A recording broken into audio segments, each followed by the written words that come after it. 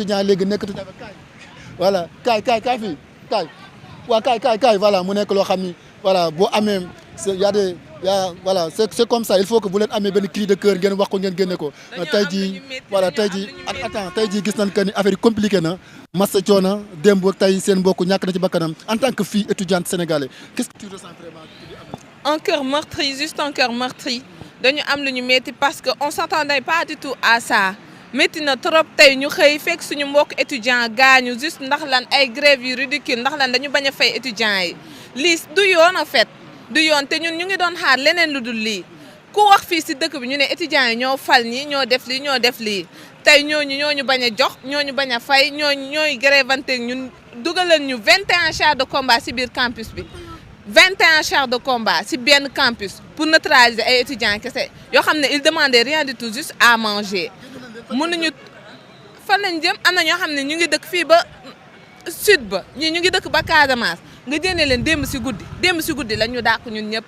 ñun ñu dëkk Dakar ñun am nañ chance ñun ñu héberger suñu yenn moroom imagine ñu nga xam te ne dañu dëkk fii ñoom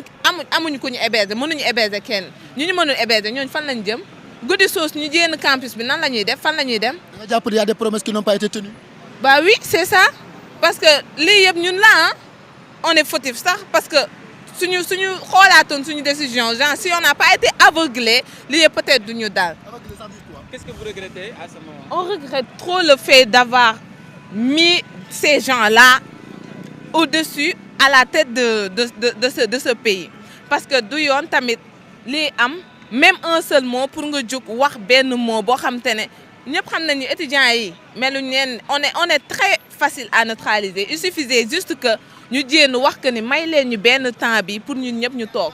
loolu ñu déggul moo tax ñuy grève ndax dañoo jàpp ne li ñuy grève ni dégguñu te booy wax nag dégguñ la da ngay gën a persister pour ñu dégg la bu dee dëgg mooy dëgg rek. ba xam war a changer xamuñu ko mais fac médecine la nekk te bu dul dara suñu mbokk étudiant la rek comme ñëpp métti na trop vraiment. merci di la masawu coono bu baax a baax. di la masawu coono Salamata Marena. allez merci Salamata voilà. Jambar tey cette situation ñu leen masawu coono bu baax a baax mbuus yi ak bagage yi takk nga ko ngir dem tey ji ginnaaw complication bu la masawu coono lan ngay dund en tant que. Man vraiment man démb li force de l'ordre yi def ci campus bi man loolu rek man laay mettre lu di jooy parce que mënoo dugg pavillon K pavillon F pavillon B nga jël machine yi jël ordinateur yi saccagé lépp téléphone jaamur yi mel ni dafa amul ay policiers dafa mel dafa am ay agression yi ci nekk quoi parce que tey ji même boo duggoo pavillon K amoo droit di jël ay téléphone am di jël ay machine dañoo jël ay machine am jël ay téléphone am ñoom pavillon kii bi yóbbu loolu du ay policiers ba pare en même temps Abdoulaye Ba mi nga xam ni moom chambre am nañ ko fekk mi ngi nekk fac médecine nekk deuxième année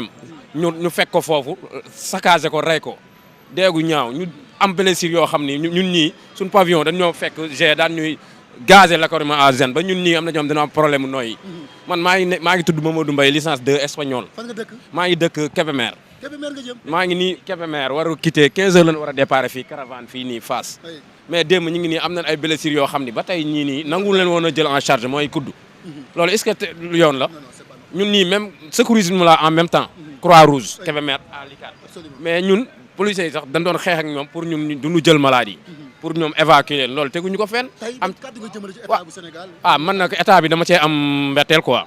parce que ñun nga xam ni ñoo nekkoon étudiants yi daan xeexal Ousmane Sonko ak Diomaye tey ñoom li ñu waxoon gisuñu ko defuñu ko tey ñoom ñi ngi nii Diomaye génnul def discours Sonko réagirul ministre de l'intérieur Bamba Cissé ni mu continué woon defu ko tey mi ngi nii rey nañu sacrifier suñu life sacrifier suñu vie suñuy parents ñi ngi woote Kébémer ba Saint-Louis ba Louga ñii di tiit man dem ba léegi dañ may woo ñii di tiit man leen yaay dal leen rek incha allah dinañ def le tout pour ñu kii moo tax ci la tey kii génnee communiqué bi ni dinañ tëj kii bi jusqu'à nouvel ordre mais li may wax mooy suma mbokk syndicat bi nga xam ne man ci laa bokk président Demba Ka li ma koy wax mooy ñoom fi ñu tegoon seen loxo buñ ko teggi foofu la tant que réglé wuñ situation bi ak kin fi rey te ñun dañuy demander justice Abdoulaye Ba loolu dafa yomb waaw c'est la fait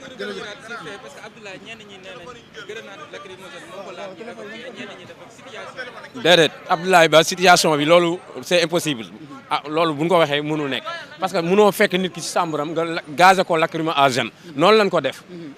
ray ko. jërëjëf mon grand. waaw merci beaucoup tey xol yi fees na. mais ma lay masawu di la ñaan yàlla teel a joonu jàmm ak salaam. voilà mu nekk ay réaction des étudiants sénégalais kay voilà vraiment c'est compliqué li ñun ñëpp jaar nañ ci en tant qu'étudiant mu nekk loo xam ni ñu leen di masawu coono bu baax a baax gannaaw bu leen masawu coono dem jël nga situation métti métti. saa yi moom ñu on est mécontent quoi ndax li xew moom université moom jaarul yoon quoi force de l'ordre di dugg si biir attaqué ñu rey suñu booy door ñuy lacrymogène ay grenade lacrymogène fi mu toll nii ñoo ngi nii di ñibbi ñi yor na man maa ngi dëkk ba région de Louga laa dëkk mais instant bi damay dem si quartier yi fii nii Pikine laay dem nii pour l'instant. waaw maa ngi dégg sànq bu la ñëw mooy teg pression génnal instant bi moom ramassé nañ lépp ndax sinon boo fa bàyyi bagage yi après da ngay ñëw fekk ñu sànni bagage yi jël leen neex dem seen yoon. yan kàddu ngay yëkkati jëmale ko si autorité yi. non instant autorité yi moom dañoo seetaan quoi dañoo seetaan ba bañ agsi fii ñu bëgg a jël seen responsabilité alors que c'est trop tard. waaw instant bi moom mooy loolu. merci jàmbaar masaw coono bu baax a baax voilà mu nekk li nga xam ne mooy la réaction des étudiants jëm ci cette journée bu nga xam ni c'est un peu compliqué si qu'on le dise ou pas xaw na métti mais yàlla baax na nga sëleen noonu ñu ngi ñibbi seen kër yi ñoom ñëpp ginnaaw ce désastre bi nga xam ne am na fi démb malheureusement l'étudiant Abdoulaye Ba a été tué mu nekk loo xam noonu lañ ko mën a waxee faat nañ ko bakkanam mu nekk loo xam ne bokk nañ teel étudiants yi di gën a déploré wu nañ gën a am ay gëstu jëmale ci fan la dëkk moom mooy kan mooy ay waajuram tout ça kenn koo ci xam rek amaana di nga ñu jox li nga xam ni mooy l'information bi nga xam ne jëm na ci ngeen seen ngeen ko faram fàccee depuis démb affrontement yi nga xam ne am na ci lii di diggante étudiants yi ak way takk der yi malheureusement ñu koy déplorer y a un mort d'homme boo xam ne am na ci di l'étudiant Abdoulaye Ba nekkoon licence 2 ci li nga xam ne moo di wàllum dentiste ak lu ni mel tey jii mu nekk loo xam ne étudiants yi wane nañ ci seen mer seen ñàkk kontaan waral également ngeen seen daanaka ñoom ñëpp ginnaaw cette décision bu nga xam ni jël na jëm ci mbir mi kaay voilà jëm ci mbir mi daan nañ taxaw ngir génne leen jàmbaar ginnaaw bu ñu la nuyoo masawu la coono tey jii mbir mi compliqué na en tant que étudiant nan nga ko jàngate di am nii. waaw man dafa dëgg yàlla affaire yi mooy loolu quoi gars est-ce que doo réglé man nuyoo waat. voilà baal ñu fàttali ñu tur bi. moi je me nomme Bala Ndiaye étudiant en droit mais vraiment situation bi non c'est décevant quoi parce que. en tant que naka ngeen ko dundee. non métti woon na trop wax fa dëgg yàlla vraiment parce que en tant que étudiant pour man les forces de l'ordre leur rôle c'est de protéger les gens mais ñoom au contraire la ñuy def quoi dañoo dugg ci biir université bi saccagé waaw jël ay téléphone man mii di wax ak yow sama téléphone lañ ko jël et je ne sais pas pourquoi ils l'ont fait quoi pour quelle raison jël ay téléphone jaamoor fekk nit ki ci biir samburam maanaam nga torturer ko wàccee ko génnee ko non ça c'est vraiment désolant quoi man maa ngi dëkk Louga quoi. mais est-ce que démb ak léegi am nga moyen boobu de dégganteeg say waajur yi nekk Louga. oui exactement am naa parce que samay xarit ñoo may aal may déggante ak ñoom de temps en temps mais am na ñoo xam ne si ne amul loolu isaan yi nii tëj nañ campus bi am na étudiants yoo xam ne si ne ñi ngi war a ñibbi ñii Diourbel ñii Matam ñii Casamance on sait jamais am na ñoo xam ne amuñ sax moyen de transport amuñ sax passe pour dem fi ñu jëm fi ñu war a ñibbi quoi vraiment ñoom xamuñ sax liñ nekk di def nii vraiment. di la masawu coono bu baax a baax vraiment métti na mais di la masawu coono bu baax a baax yàlla teg joonu jàmm également voilà mu nekk cette réaction des étudiants jàmbaar ginnaaw bu ñu leen nuyoo masawu leen coono tey ji cette situation bi nga xam ne moo nekk di am au niveau de l'université nan ngeen ko jàngat.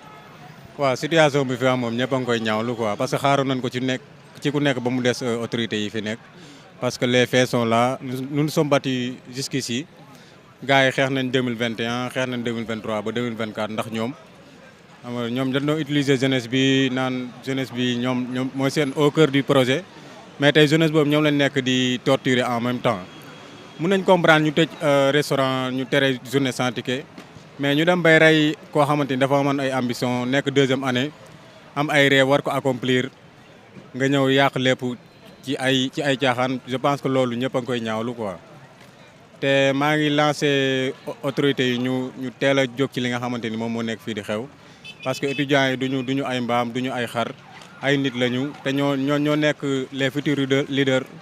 les futurs dirigeants les futurs cadres du pays dañ leen a war a jël en charge toppatoo leen teg leen dans de bonnes conditions mais waruñu leen rey parce que xalaatoon nañ ne aussi ci Bassirou Faye wala ci Balla Gaye wala ci Fallou Sène lay yem mais c'est déplorable xalaatoon ñu lii quoi en tout cas. tey ba nga xëyee gis communiqué bi nga xam ne gouvernement bi moom la def ban appréciation la communiqué dama koy tuddee médecin après la mort parce que c'est pas important li ñu def ni mënoon nañ ko def dès le début mooy teel a intervenir avant qu'intervienne la mort bi fi am nii amul njëriñ nga intervenir bàyyi ba dee am ngay soog a wax dañoo waroon teel a wax mënoon nañoo teel a wax parce que police man gisuma njëriñu policier nekk fii biir UCAD di dóor ay kii amul policier d'habitude ci alentour yi la war a yem mais dugg ba ci pavillon yi c'est pas normal di campus bi ñëpp ñibbi pour yow. du njëriñ du nécessité déception la parce que am na ñoo xam dañu nekkoon période d'examen man tey laa waroon pré-examen je suis en fac droit ñu bari dañ ko yàq suñu deuxième semestre pré-gu nu xam nga da ngay nekk fii licence nga war ko def 3 ans ñu yóbbu la ba 6 ans alors c'est déplorable parce que souvent dañuy wax Sénégal da ngay am bac sax yow doo bëgg a ñëw parce que souvent kër ga dañ lay wax boo demee da ngay perdre sa temps alors que loolu moo nekk di am nii da ngay yow bu yàggee nit ñi dañuy am dëgg si kaw war nañu xool système bi daal war nañu xool système man maa ngi war a ñibbi ndàngal ma Diourbel waaw ñu ngi may woo chaque jour ñu ngi may woo xam nga ñu ngi may woo mais da nga obligé nga fanaan campus avec tous les risques parce que xamuloo fi kenn da nga obligé nga fanaan fi boo xëyee nga xool noo mën a def et je suis pas seul ñu bari situation boobu nekk di dund quoi parce que Dakar nekkul foo xam ne c'est accessible à tout le monde. dégg naa aussi nourriture bi fan yi bu campus bi tëjee c'est compliqué. c'est compliqué parce que am na ñoo xam da nga daan taxaw ci buntu resto yi ñu lay ñaan ay 100 francs xam nga ñooñu tey boo ko teyee du ñu mën a dem ci bitig yi di jënd loo xamante ni nañ ko mën a lekk gër moomul ñaan aussi te bitig yi xam nga ku nekk nu mu demee Dakar dund gi dafa cher et tout en plus doo mën a dem ci kër mbokk yi chaque jour bu yàggee day nuru leneen quoi en tout cas li fi xew ni xaaroon nañ ko ci ku nekk ba mu des autorités yi en tout cas macha allah. merci ñaanal yoonu jàmm ak salaam jàmbaar jërëjëf voilà mu nekk une réaction de li nga xam ne mooy étudiants yi. allez-y nee na soo lay wax tey jii ginnaaw li nga xam ne am na lan nga ci mën a yëkkati jëmale. assalamu aleykum wa rahmatullah mbaadi musilmolu mbamol be kontonna alhamdulillah bi mi yalon ko situation mi yalon ko aɓe keeri université kono nsafono presque sénégal be la kalamuta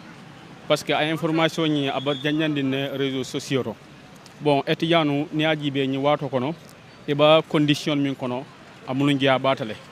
ka ton ko ni a jiiɓe nañin karandila mi yalon ko e ka fo jeeye ko université Cheikh Anta Diop yaje créé pour Sénégal diwnu ni e bago soto yana yele karon ya amuta ya continuer université kono je bari ñi wato kono je kawo ki ya batale parce que ni ajibe kabirim vendredi passé wayna sain étudiant ba situation min kono adimintale katongo ila domordilal millialon ko ila restolo nyanta ka domorol ke daminto wolto e jebe soronne donc il faut nil ke débrouiller ya funti ila campiso kono yata campiso bantal kata domorol sananje kamuruna en même temps e be le cours fana suivre kan yala o sifa nimiyaje kay o bata o balafa warta bakele fula ñaw kunu niaji be policiel nata molla karandilato ini la otolu ka kusamba banko diunu kan millialon ko ni ta fon site ya mira ako sie kawkiya andu ako sie balafa bake mbadin talibo mbadin élève mi yalon ko aka karan fag médecine ika fay Abdoulaye Ba wa itata yatra ala chambroto bil yatra chambroto ya ku kala je fo a felentin aketa sababoti a fota niola andum aba deuxième année to fag médecine ni ajibe wol mum banko la avenir le parce que mom yalon ko aba karona ala karoni ayaka nyina kamma quoi pour banko la avantage pour Sénégal état ñado Sénégal avenir donc c'est un tol ñaami quoi nin kuba kele woto bon inyanta a penser la nin kenya dolla quoi ya do man do ma effet parce que ñaajibe et yon ka mir kele tenti to nya ila droit lam parce que ñaajibe modul bije ba karona université ko na jang e man logement sur Dakar jang dol ba kawna université jang e ba jiyarin karkeldo dol ba kawna université ko na jang e mantra logerin campiso to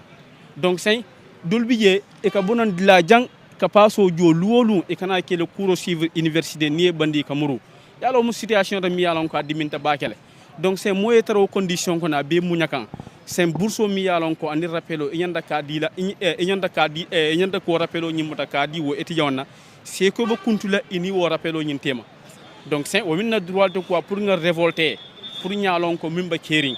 donc o mum fanna kam fa data mi yalon ko ngaytandi pour banko mol ya kalamuta sambi nimbi ntol nata sankenye situation cifalje e kana ka kusam bankam mi yalon ko franchement adiminta bakele donc wo mu kulata mi yalon ko to étudiant fan nga jógee man may jógee Casamance la dëkk nga fasiyene dem waaw foofu la war a ñibbi nii exactement la ñaan yàlla teg yoon jàmm ak salaam amin ok merci beaucoup merci wax dégg nga wolof allez-y alors tey sa situation man nag li may wax bariwul quoi en tout cas c'est honte quoi gouvernement ñi dañoo amoon yaakaar ci gouvernement bi quoi dañoo amoon yaakaar ci gouvernement bi mais en tout cas daal ay déception kese lañ am waaw. tëj campus waaw solution la parce que dañoo sonn man maa ngi ñibbi ba Casamance laa dëkk ne waaw damay ñibbi. jàmm salaam dégg nga jërëjëf voilà allez-y. asalaamaaleykum grand. j'ai le cœur meurtri parce que instant bi aw ma lu ma mën a wax sax parce que man déjà suñu pavillon dafa tàkk démb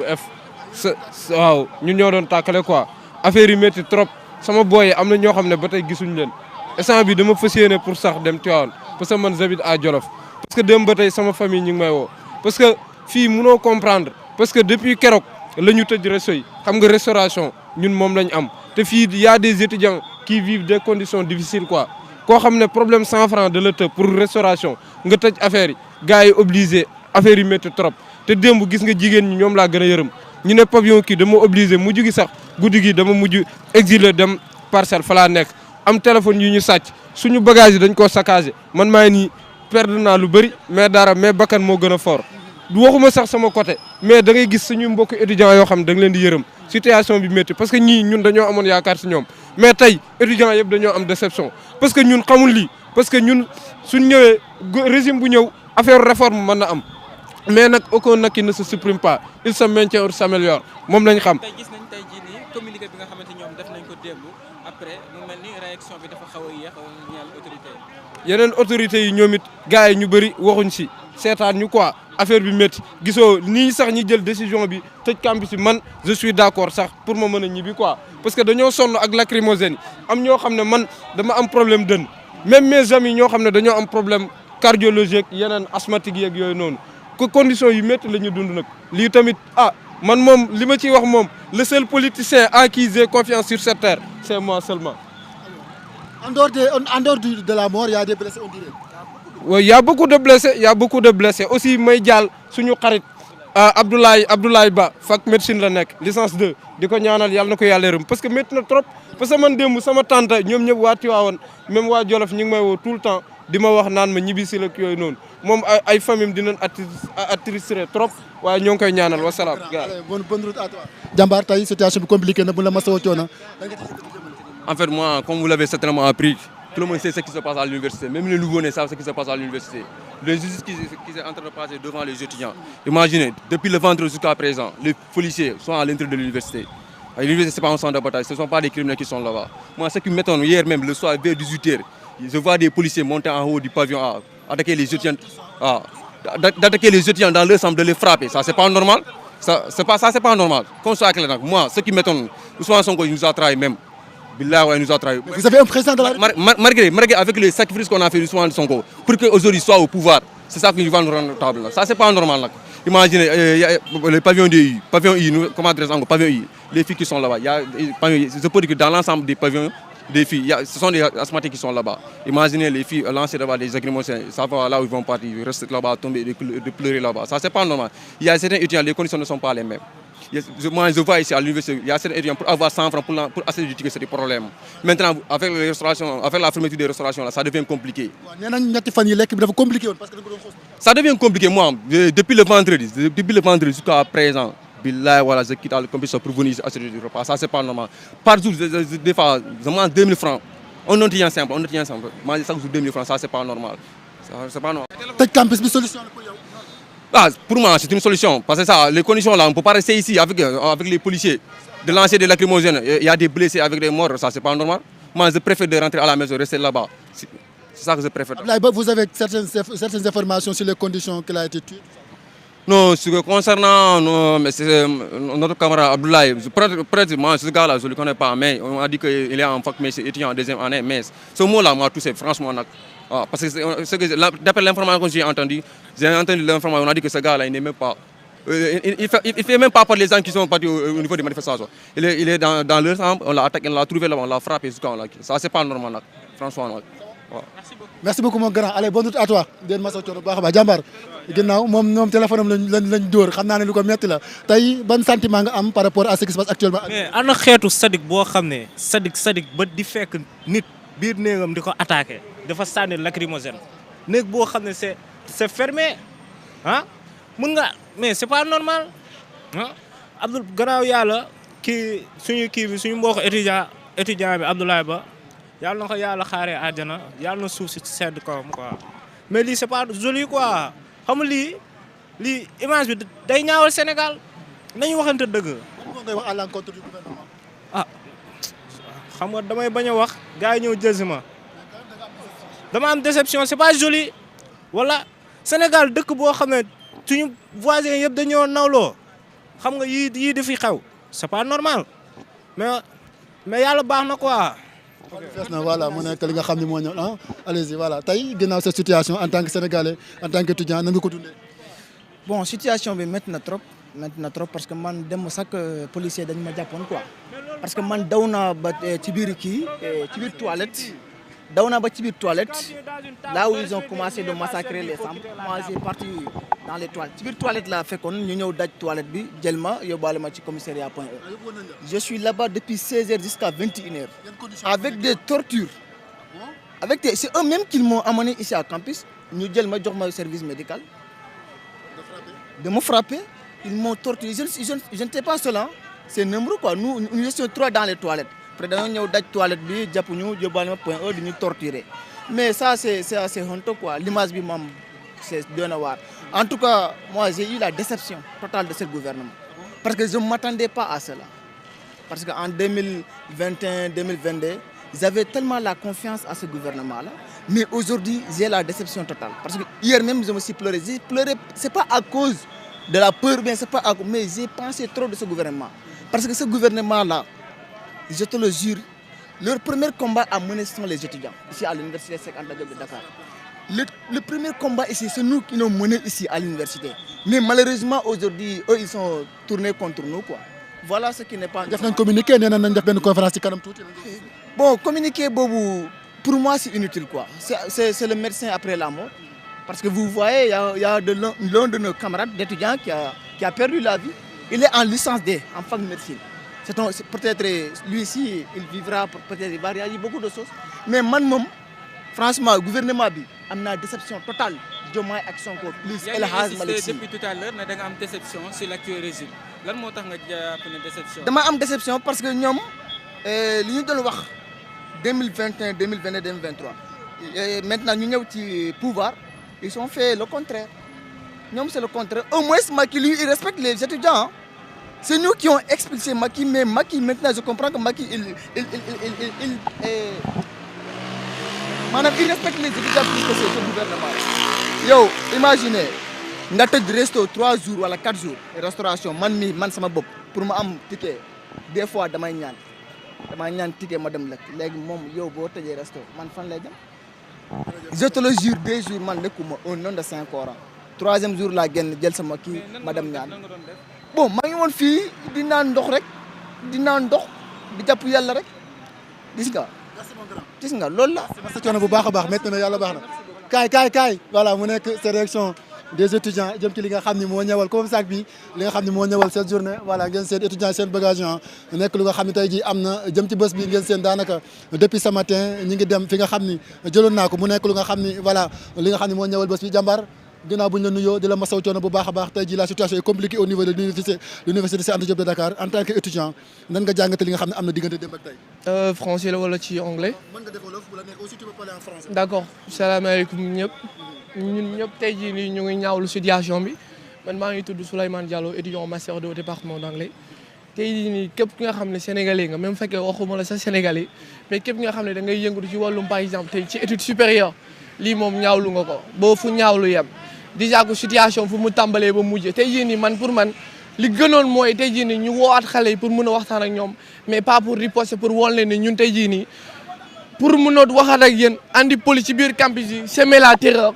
massacrer étudiants yi te lu nekk rek tey jii nii man damaa xamatul sax day exactement lan lañ mën a reprocher étudiants ba de telle sorte que ñuy réagir d'une telle manière. Et aussi la meilleure manière c'est quoi? Il fallait au moins convoquer ou bien tout simplement créer une table de négociation mën a wax ak étudiants moo gënoon à la première heure ngay envoyé kii policier ci biir campus bi te de telle sorte que ba lii yëpp mujjee am tey jii mu ngi nii kenn mënul wax dara parce que tey am na étudiants yi nga xam ne dañuy ñibbi ba Casamance parce que tey jii nii amuñu logement ci biir Dakar malgré que am nañu ay mbokk mais tey jii nii xam nañu tey jii nii problème bu gën a mu ngaan Dakar mooy logement. malheureusement y a eu mort d'homme nan nga ko jàngate en 2026. à vrai dire maa ngi masaw bu baax te di siggi ndigaale pour ki nga xam ne yàlla ko yàlla ci yërëm jéggal ko mais tey jii nii ñun ñu ngi koy ñaawlu fu mu ñaawlu yem te lii moom waru noonu mujjee fii te ñoom ñoo poussé ba telle sorte que déjà situation bi ñëpp gis nañ ay vidéo gisoon nañ lu nekk étudiants yi nga xam ne dañ doon génn seen chambre sax mënuñoo génn police di leen dóor policiers yi dugg ci biir chambre yi di massacrer et ku nekk vidéo ngi daw am nañu ay preuve am nañu lu nekk tey jii nii man pour man premier ministre wala mu nekk Diomaye mu nekk ku nekk au moins la meilleure manière c'était quoi convoquer mën na waxtaan ak ñëpp gannaaw ñoom xam nañ police nu mu mën a doxandi kii ak étudiants yi la meilleure manière c'était tout simplement de créer un climat de paix en discutant avec les étudiants parce que xam nañ ni étudiants kii fii université nekkul champ bi nga xam ne fa la kii policier war a def seen formation tactique wala seen formation sandi lacrymogène benn champ bi nga xam ne pour jàngale la te campus social bi mooy période kii benn lieu de paix la nga xam ne étudiants yi fa lañ mën a am temps pour mën a libéré wu mën a nekk si jàmm ak ñëpp mais tey jii nii ñoom bu ñu ko naree créer comme étant benn champ de bataille je pense que loolu du idée. Fermer le campus est une solution idoine? Non, c'est pas tout à fait une solution idoine. Il fallait tout à fait rassurer les décisions. Déjà que situation bu mu commencé ba dégénérer ñëpp dañ doon xaar message ci kaw ndax policier mën a def repli affaire situation mën a réglé mais malheureusement nag ñoom dañoo gën a endurer situation bi ànd di renforcer étudiants yi pour gars yi mën a gën a xeex te loolu du yoon te tey université du yoon parce que dañoo ne dañuy tëj campus social bi les campus pédagogiques yu nekk question bi est-ce que day continuer waaw wala déet déjà déggoon naa sànq étudiants yi nga xam ne dañoo ne am na ñeneen ci ñoom yi nga xam ne dañoo war a def seen examen léegi ñooy kaaboo nu mu war a demee day ñibbi ba sa dëkk est-ce que di nga am possibilité pour mën a continuer say recherche et cetera mais loolu du yoon. mort d'homme bi nga xamante ni moom lañ gis yow yaakaaroon nañ buñ fi gisati ay mort d'homme surtout l'actuel régime engagement yi nga xamante ni jëloon nañ ko. en réalité ça man à vrai dire mort d'homme bi man bi ma gisee policier ci suba si parce que man. malgré que logement à 100% comme ci fii campus damay jógee comme ça di fi ñëw jàng mais di fi ñëw bibliothèque wala dem fay institut de recherche ouest africaine de recherche fa laay mënee sama mais ci suba si ma gisee police après intervention bu commencé situation bu commencé dégénérer à vrai dire xalaatoon naa ni lii dina fi mujjee parce que policiers yi ñoom bëgguñu woon a repli te en réalité di ñun fekkee naa étudiant ci suba si amuñu woon a yéene sànni xeer man gisoon naa seen rassemblement dañu doon distribuer ay mburu pour gars yi mën a ndékki mais malheureusement nag ñoom gannaaw ñoom daal à chaque fois dañuy bëgg a def rapport de force pour montrer aux étudiants que ñoom ñun ñoo leen mën ñoo leen ëpp doole et cetera et man je pense que la meilleure manière il fallait tout simplement créer un climat de paix les étudiants ils étaient partants. alors pour jeexal il y a beaucoup d'étudiants qui fustigent que leur bagage a été dérobé da nga gis loolu seen ordinateur seen téléphone tout ça il y a beaucoup qui l'ont dit. boo gisee vidéo sax di nga xam policiers yi saa yu ñu duggee dañuy yàq sa machine te yow tey jii nii étudiant université kii état mu ngi nii bëggul fay bourse policier bu yàggee sa machine foo jëlaatee moyen pour mën a jëndaat machine policier mu yàq sa téléphone policier di la gaañ tey jii nii moyen bourse bi nga xam ne moom nga nar a jëfandikoo pour mën a yokk sa yeneen moyen de recherche yi foo koy jëlee question bi loolu la tey jii nii ñoom bëgguñoo fay bourse fay nañu ay joueurs jox nañu lu nekk ñu ngi nii di baat campagne ñu ngi jënd auto luxe étudiant bi nga xam ne du yëm parce que bourse nekkul li nga xam ne tey jii nii dañ koy ñaan mais suñu duy la c'est quelque chose de vital dañ koy xeex pour mën a amaat ka te lii nii lu gën mooy tëj université man pour man loolu du solution rek ba léegi mën nañ créer benn climat mën a dem waxtaan ak ñoom ils veulent changer concernant les trucs de bourse c'est bien possible parce que ñun xam nañu réew mi fu mu toll mais li gën mooy ça sera pas brutal mën nga ñëw wax gisante gars yi waxtaanaat ne ko par exemple dans un avenir proche bu lii lañ bëgg a def lii lañ bëgg a def mais ça peut pas être brutal et pour rappeler aussi que la situation là je pense que ça date pas d'aujourd'hui c'est depuis par exemple les temps je sais pas depuis très longtemps lorsque le professeur le docteur Abdourahmane Diouf parlait de la question des bourses en mettant en avant la question sur la question d'équité bourse du question d'équité moom mi fa la jaar Diomaye fii la jaar Diomaye wax nañ ci lu nekk ci bourse li gën mooy xoolaat affaire yi fay étudiants yi nit ñi mën a reprendre suñuy jàng parce que tey jii nii jàng du financement mais investissement la étudiant bu fi ñu ngi nii déjà question de criminalité ñooñu cybercriminalité étudiant bu jógee fac science mën na njëriñ réew mi mais boo ko fayal bourse pour mu ressourcer wu fan la mën a jaar ba ressourcer wu. xoolal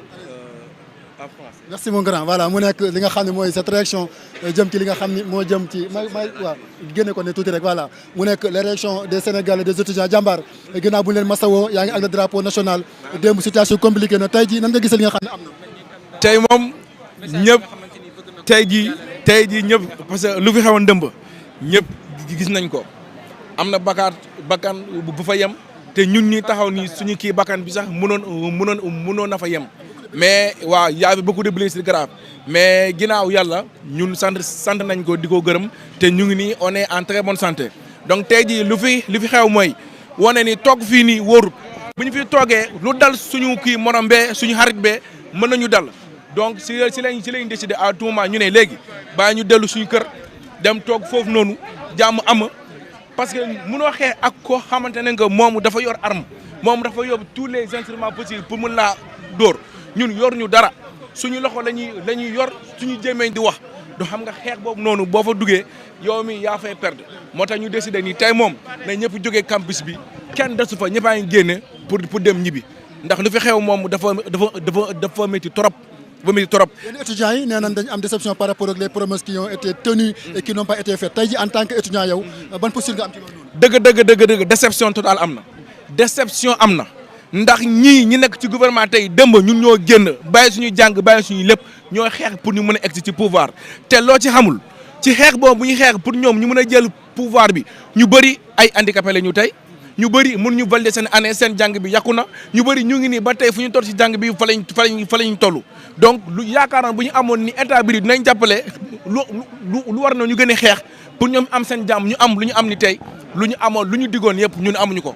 déjà tey état bu ñëw mënoo xeex pour nit ki am lu mu bëgg nit kooku noonu ñoo jàkkaarloo ak yow di lay rey di lay gazé di lay tere lekk toog nañ lu mot 4 jours lekkuñu li ma leen waxal ni toog nañ lu mot 4 jours lekkuñu léegi nit ko am te joxoo ko mu lekk da nga ko tere lekk nga tere ko naan nga ñëw encore di ko gazé gaz lacrymogène kooku noonu fu muy mujj mais ñun ay nit lañ dee rek. communiqué bi ñëw na mais tard dans la nuit ñu gis waaw ñu lay commencé masawu ñi nga xamante ñoo si wàññi ku si mel ne communiqué man personnellement communiqué bi daf ma décevoir en fait parce que mun ñu xaar ba lu xew-xew ñu la war a génne communiqué man dama ne ñoom lan moo tax génnewuñu communiqué balaa lii nii di xew ndax barki dëmb ci guddi si la policiers yi ñëw armé wu fii yëpp ñoom gis nañ oto yëpp donc ñoom bu ñu gisee oto yi en tant que responsable dañoo war a xam ne lii nii jëmul kër donc lii est-ce que du ñu wax xale ñu ñibbi seen kër balaa dara di xew mais dañoo toog ba affaire yi xew ba nit yi ñàkk si bakkan ñeneen si jëlee ay gaañu ñoo génne communiqué donc seen génne communiqué amul chance ñoom communiqué bi génne na génnul ñun tey ñun ñëpp dañoo décidé génne campus donc du communiqué moo ñu génnoon le campus de suñu décision la.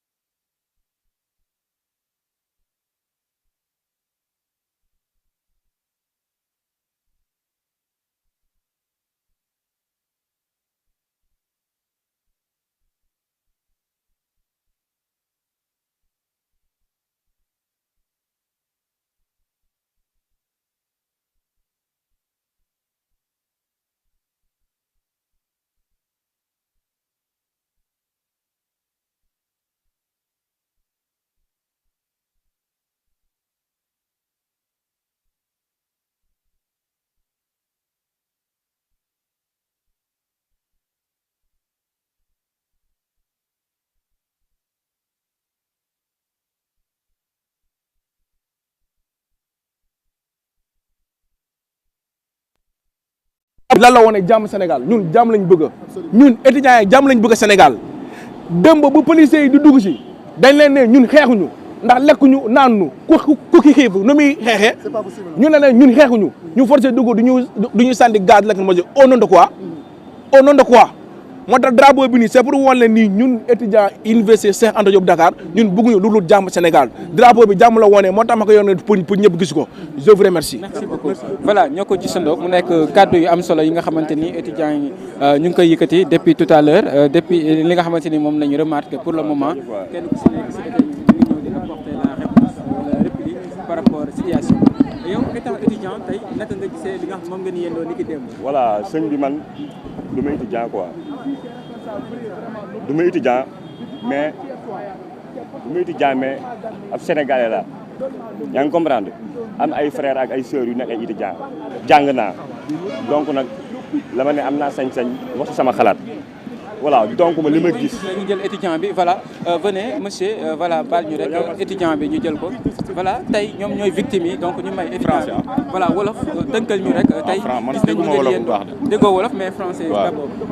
Bonjour d'abord, bonjour tout le monde. Chers peuple du Sénégal, parents, frères et sœurs, camarades étudiants, frères doctorants, chers journalistes, bonjour. Yéen ñëpp gis ngeen lu xew parce que université Cheikh Anta Diop tey suñu xoolee historicité bi parce que dafa doon historiquement l'université Cheikh Anta Diop de Dakar est créée le 24 février 1957,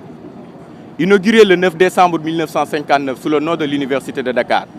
mais rebaptisée en 1987, un an juste après la mort de Cheikh Anta Diop si leen ko tuddee l'université Cheikh Anta Diop de Dakar. Cette université bi nga xamante ne